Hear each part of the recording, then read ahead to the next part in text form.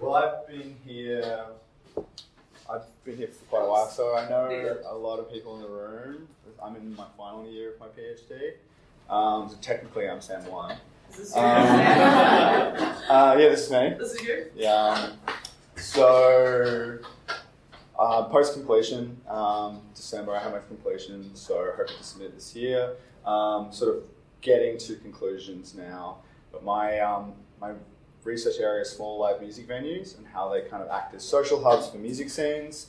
And I've kind of brought in this more recent term of the live music ecology, because music scenes, in terms of the literature, are defined in terms of social actors engaging in kind of participation fairly transiently or ephemerally, like coming in and out of the space, collaborating, but moving on eventually. So the live music ecology, which is a more recent term that's kind of come out of research done through the UK Live Music Census in Britain, it's kind of accounts more for the materiality of the space of live music venues, and also social actors that impact music scenes but aren't actually participants, like policymakers, the police, developers, building developers. So people like this that are affecting the kind of ecosystem of live music scenes. So, my kind of first conclusions are small venues are social hubs for music scenes. They're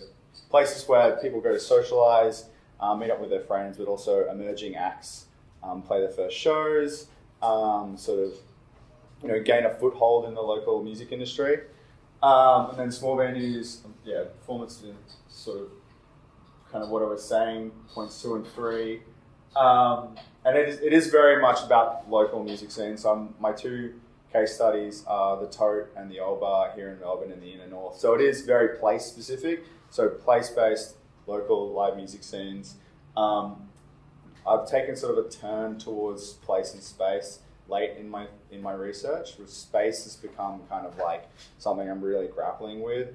The materiality of the venues themselves, how the front bar and the band room interact in terms of like how people move through them, how like having them like right next to each other influences the atmosphere in the room, whereas like at the Tote you'd have the front bar and the band room separate. This, how people can like interact with those spaces depending on how they're laid out.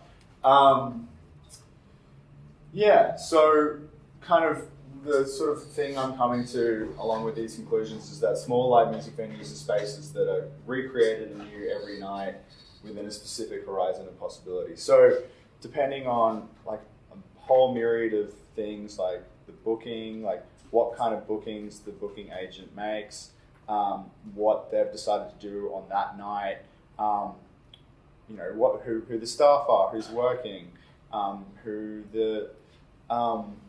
behind the mixing desk. So all of these things. So I approached this topic via ethnography. I interviewed a lot of people who work at the Old Bar and the Tote, the owners, the management, the booking agents, and also like I'm fairly entrenched in those scenes. I used to work at the Old Bar.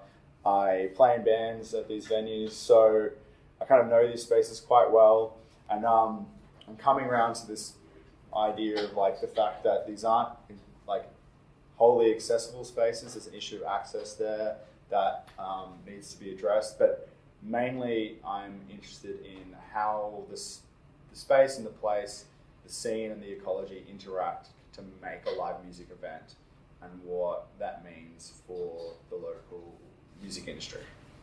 Yeah. Thank you.